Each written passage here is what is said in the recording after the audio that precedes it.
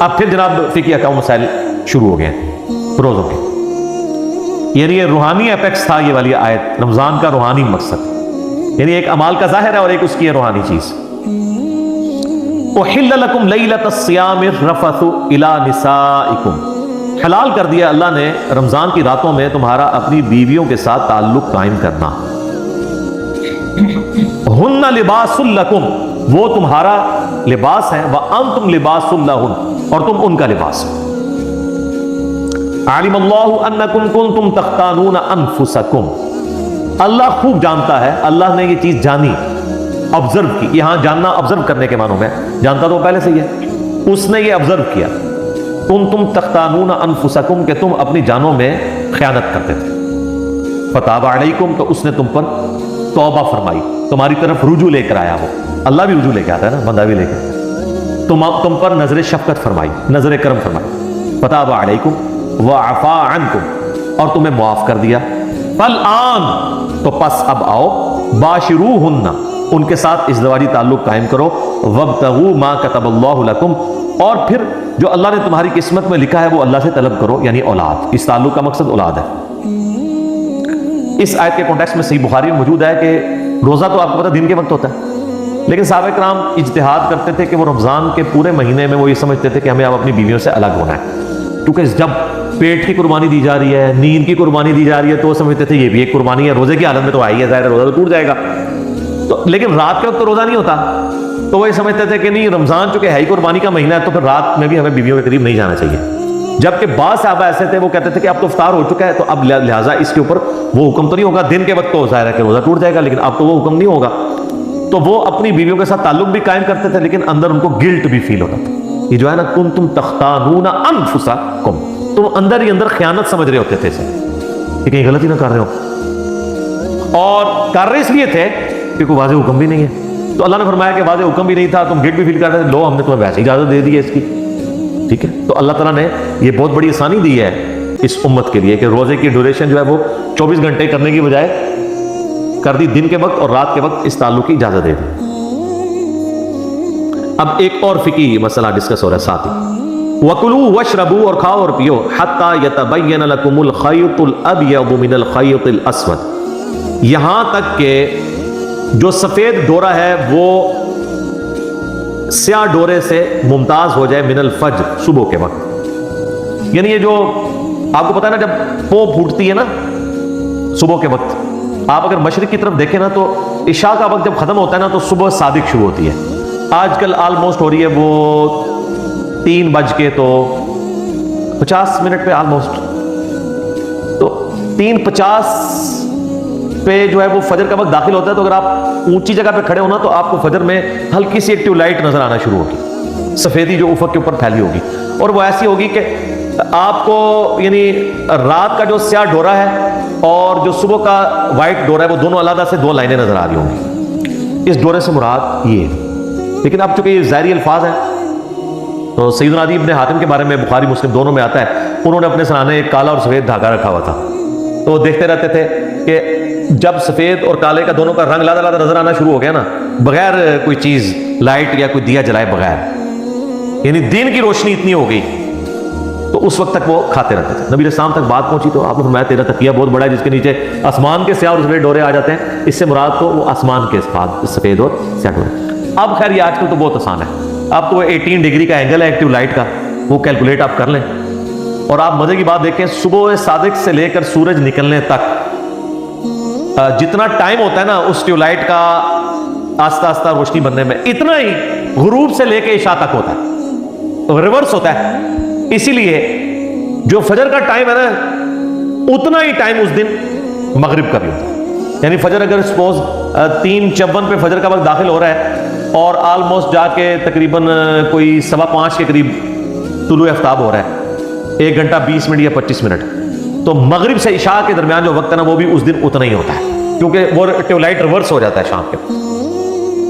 تو یہ کہا گیا کہ جب تک وہ ممتاز نہ ہو جائے اس وقت تک تم اس کو سحری کرتے رہو. یہ تو ہو گیا سحری کا وقت. ثم اتم الصیام الی اللیل، اس کے بعد اپنے روزے کو مکمل کرو رات ہونے تک. اب یہ جو لفظ ہے نا رات، اس کی وجہ سے اہل تشیع کا یہ موقف ہے کہ قرآن تو بالکل واضح کہہ رہا ہے کہ روزہ شام تک نہیں ہے بلکہ رات تک ہے، اس لیے وہ رات ہونے کو انشور کرتے ہیں۔ انشور اتنا ہی کرتے ہیں کہ ہمارے 5-7 منٹ بعد کھول لیتے ہیں، یہ نہیں ہے کہ 40 منٹ بعد کھولتے ہیں۔ تو اگر وہ رات کا معنی وہی لینا چاہتے ہیں تو رات تو ان کے روزے کی افطاری کے وقت بھی کوئی نہیں ہوئی ہوتی، اگر رات کی صحیح مراد دی جائے، کیونکہ آپ کو پتا ہے کہ مغرب کی اذانوں سے 30-40 منٹ تک آلموسٹ روشنی موجود ہوتی ہے سورج کے شفق کے غائب ہونے کے بعد سے۔ اس میں میرا یوٹیوب پہ ایک کلپ ہے، سنی شیعہ کے افطار کے ٹائم کے اوپر اختلاف، میں نے اس پہ ساری حدیث بیان کی، آلموسٹ آدھے گھنٹے کی وہ ویڈیو ہے، وہ آپ دیکھ لیں۔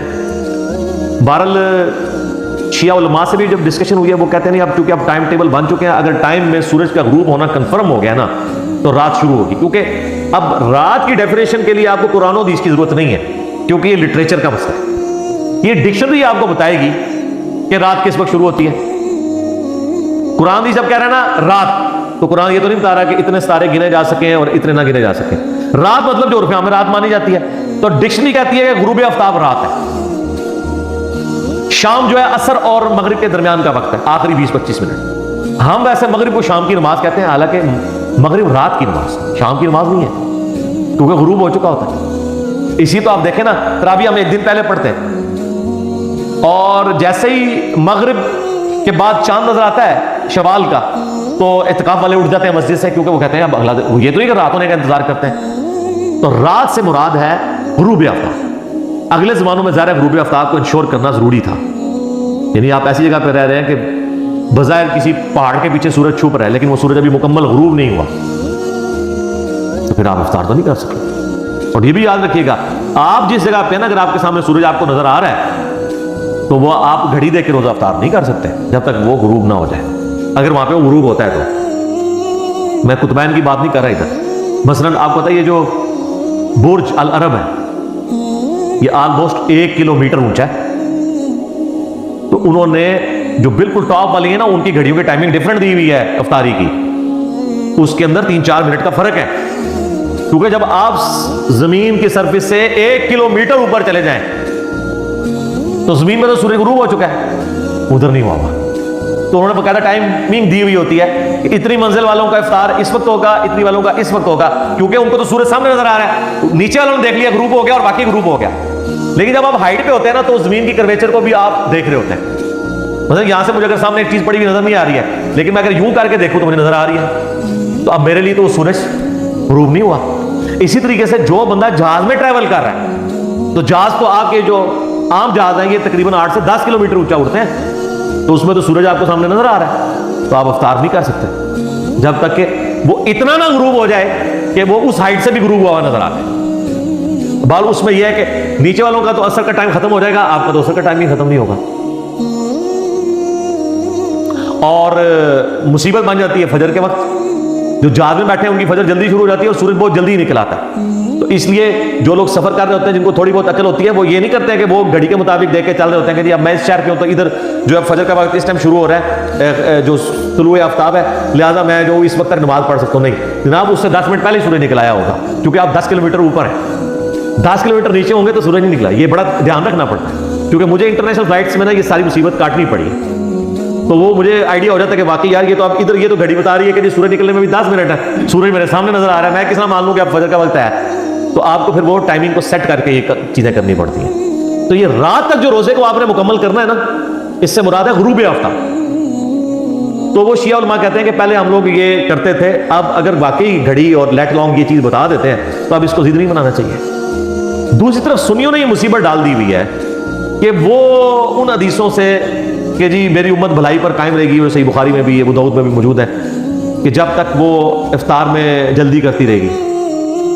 افطار میں جلدی کرنے کا قطعی مطلب نہیں ہے کہ آپ وقت سے پہلے افطار کر لیں، تو وہ جلدی کے چکر میں آپ دیکھتے ہیں کہ وہ ٹائم ٹیبل بھی پتہ نہیں ایسے بنائے ہوئے ہیں جو ہماری ڈیجیٹل الیکٹرانک جو ٹائم ٹیبلز ہیں ان کو سپورٹ بھی نہیں کرتے، پرانے زمانے کے وہ بنے ہوئے ہیں، اور وہ کہتے ہیں جی وہ پھر جب ہم انہیں کہتے ہیں بھائی صحیح ابن خزیمہ کے اندر یہ حدیث موجود ہے، باقی کتابوں کے اندر کہ نبی علیہ السلام کو عذاب دکھایا گیا ان لوگوں کا جو وقت سے پہلے روزہ افطار کرتے، وہ کہتے ہیں جی وہ تو یہودیوں کے بارے میں، یعنی جس طرح بریلویوں کہتے ہیں نا کہ یہ قرآن میں جو ہے وہ غیر اللہ کو پکارنے کے بارے میں چیزیں وہ کہتے ہیں تو بتوں کے بارے میں، تو آپ ہمیں کیوں بتا رہے ہیں؟ پھر ہم انہیں کیا بتاتے ہیں اس پہ؟ یار جس سے فٹ उसे गिफ्ट।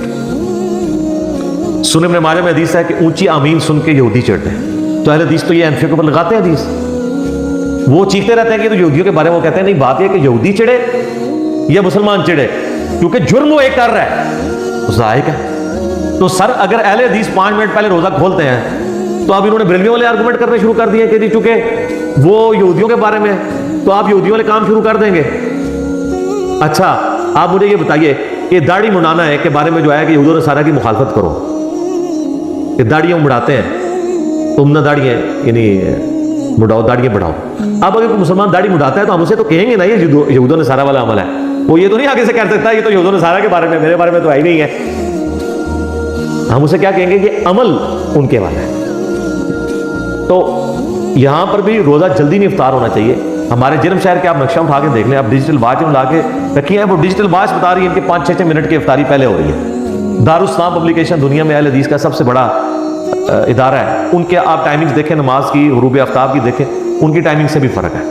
तो बेहतर यह है कि आप घड़ियों को और मुस्लिम प्रो को, इस्लाम 360 स्लॉट टाइम, या सबसे बेहतर है गूगल में लिखें। बाज़ का इनके आपस में भी 1-1, 2-2, 3-3 मिनट के फर्क आ जाते हैं, वो इतने बड़े फर्क नहीं होते हैं। उसमें आप फिर एहतियात करें कि सहरी में आप उसको फॉलो करें जो सबसे पहले खत्म सहरी बता रहे हैं, और इफ्तार में आप उसको फॉलो करें जो सबसे आखिर में इफ्तार का टाइम बता रहे हैं। मैं तो अल्हम्दुलिल्लाह इफ्तारी में भी ऑलमोस्ट 5 मिनट की एहतियात करता हूँ और सहरी में। तो ये जो है ना कि इफ्तार में जल्दी करना, मुराद ये है कि कोई इतना रोजा लेट ना कर दे कि वो 20, 25, 30 मिनट गुजर जाए, वो नापसंदीदा है। तो उतना तो कोई भी नहीं कर रहा होता, तो ये शिया के ऊपर लगा रहे होते हैं, ये लेट कर रहे होते हैं। शिया किधर, हमारे टाइमिंग में ऑलमोस्ट, बल्कि जब से हमने लोगों को एजुकेट किया तो ऑलमोस्ट शिया का सुन्नी का टाइमिंग जैसे ही है। सुन्नी को 2-3 मिनट आगे चले जाएं तो शिया 2-3 मिनट पीछे आ जाए, दरमियान में कंसेसिव कर लें तो ऑलमोस्ट टाइम वही है। ये मेरी शिया उलमा से बकायदा बात हुई है, मैंने उस वीडियो में भी रिकॉर्ड करवाया।